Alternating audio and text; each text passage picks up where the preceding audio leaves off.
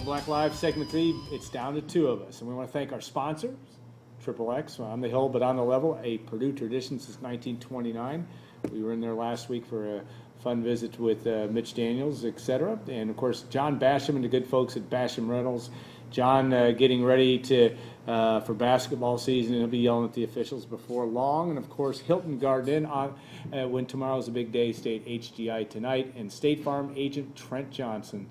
I hear from Trent at least once or twice a week, always insightful comments about the world of Purdue sports and sports in general. Trent is myagent.com, and I'm sure he is officiating a game somewhere tonight, hopefully not in the rain. Big game this weekend here in town. West Lafayette and CC will be a big matchup. And yet, Brian, we want to talk recruiting. Not new news today, but Xavier Tillman obviously chooses Michigan State. That really is not a surprise that he didn't choose Purdue, because we kind of knew that was happening. But anything else new to report on that? Yeah, that's one I think you kind of give Purdue a pass on, so to speak. There were some personal circumstances there. The terms of his recruitment kind of changed over the last 9 months or so. And I just think that some of the things that changed behind the scenes, I think that really put an emphasis on staying in state, staying close to home. And I don't know what was going on last 24 hours with Marquette, but there was a lot of stuff going on around Marquette. Yeah. Sometimes you don't want to know what was going on. But I thought it was going to be Michigan State all along for the last couple of weeks, ever since it became clear Michigan State wanted him. Because I always wondered if Michigan State would look for somebody a little more talented, a little more athletic. But they wanted Xavier Tillman, and ever since that became clear, I figured that's where he was going. Yeah. So really not a surprise. Yeah, we've hit this subject at least twice in the last 2 weeks on Golden Black Radio Express. And Brian is, I don't know, yes, I think he probably is tired of talking about it. But okay, so as long as you keep paying me, I'll keep talking about it. All right, on the surface, it's very frustrating for the fact that Purdue has 0 commitments now. It's a brand new world out there in terms of. You've talked about the different sequencing and all that, but is it time to panic, or is it time to, as I'm sure Matt Painter is doing, going on to the next person? Panic's a strong word. There's lots of time left to get a good class together, keep winning games like Purdue's been doing for the better part of 12 years now. Obviously, the home run is off the table. A lot of the home runs are off the table. The best case scenarios are all off the table. Purdue recruited a lot of really good players with a lot of really good options for a long period of time. When you swim in that end of the pool, you're going to lose a lot. That doesn't add up. But the point is, Purdue's had a lot of really good players, a lot of really good options, and they haven't gotten them. And that's not a new thing for Purdue ever. Now, I said something earlier in the week that caused a little bit of a fuss about West Lafayette being what West Lafayette is. Can you explain yourself, please? Purdue being what Purdue is, and how sometimes they're not all that conducive to recruiting at a high level. But obviously, those things can be overcome. People took some exception to me basically throwing, a bucket of cold water on everything and making excuses for Matt Painter.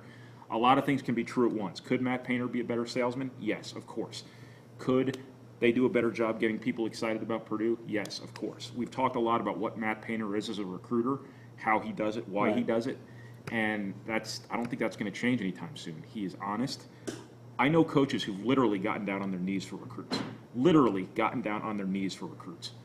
And once you've done that as a recruiter, what does the kid think of you for 4 years after you've signed them?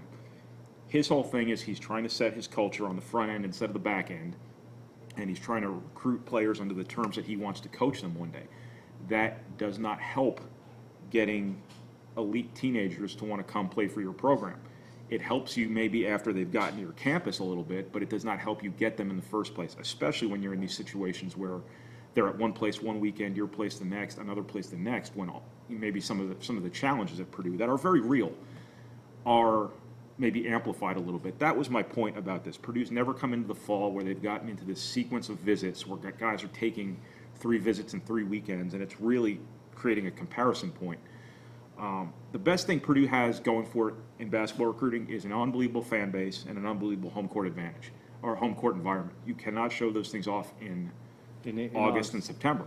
What you are showing off is you're showing off a campus that is really not as alive, for lack of a better term. But that's because of football. As a lot of other places, football is a big piece of that. When you've got Xavier Tillman on a Friday night going to watch Michigan State play whoever they played in their opener, and FCS team, Furman. Yeah. That place is crazy. And Yeah. then another kid might come to a Purdue game, like last weekend they came to the Nevada game. A couple of official visitors came to the Nevada game. Bigger crowd than we anticipated. Still not Michigan State under the lights. You know, Yeah. it just kind of is what it is. That's not an excuse. I'm telling you, a lot of things are true, and a lot of things can be true at the same time. Could Matt Painter and his staff do a better job getting kids excited about Purdue? Could they be better salespeople? Absolutely. Are there challenges at Purdue in recruiting? Absolutely. It's not one or the other. It's all of them.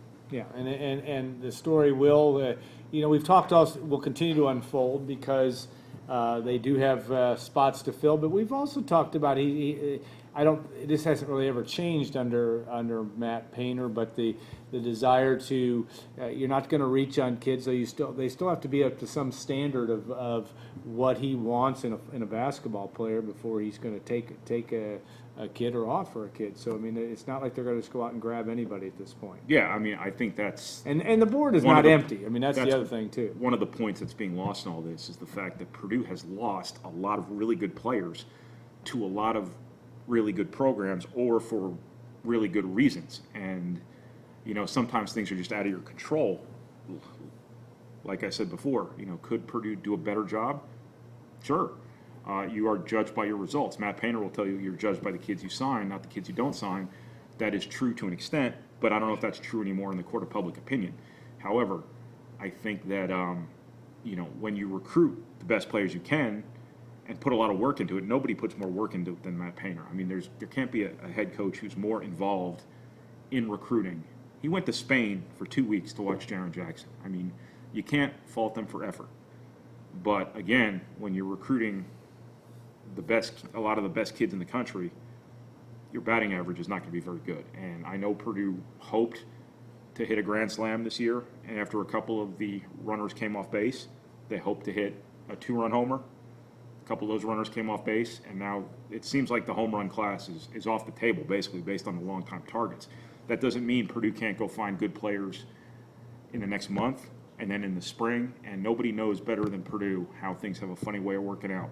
You don't expect an Isaac Haas or a John Octius or a Caleb Swanigan to fall out of the sky every year, but that's 3 times it's happened. So it kind of illustrates the fact that you never say never in terms of a recruiting class turning out to be a pretty damn good one. And even if it looks pretty pedestrian on paper, Matt Painter's won 64% of his games, whatever it is at Purdue, for a reason. Now, can you get to the Final Four without elite talent? Probably not, but you can win a lot of games with elite talent, or without elite talent. All right, now obviously the practice, which is a little bit of a misnomer, but officially begins tomorrow. We've hit that also on the side of some things, early season things that we're going to be looking for. In our last couple of minutes here, what is that? What are the first? We talked about defense and the Boilermakers' ability to play perimeter defense with some new faces out there. No A.J. Hammonds and no Ray Davis. Yeah. What are your points that you're going to be looking for early on? Well, the general thought and the general expectation around Purdue is they feel like they can be a better offensive team than they were last year, even without A.J. Hammonds. The reason for that is they feel like they can have more skill on the floor. All their guards can shoot.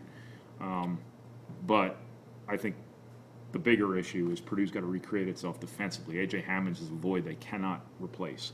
Rafael Davis is a guy athletically and tenacity-wise and preparation-wise that I'm not sure they can replace as a defender. Basil Smotherman and Vince Edwards hope to take big steps in that regard, but I don't think either of them are going to slide right into that role. So Purdue's going to have to figure out something defensively. They're going to have to be effective in a different way. Isaac Haas is going to have to be effective at the 5 differently than A.J. Hammonds was effective.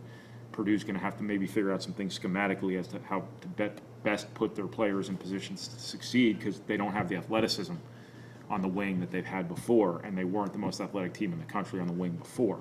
So Purdue's going to have to figure something out defensively, and they're going to have to be good enough offensively. They're going to have to get enough out of this skill.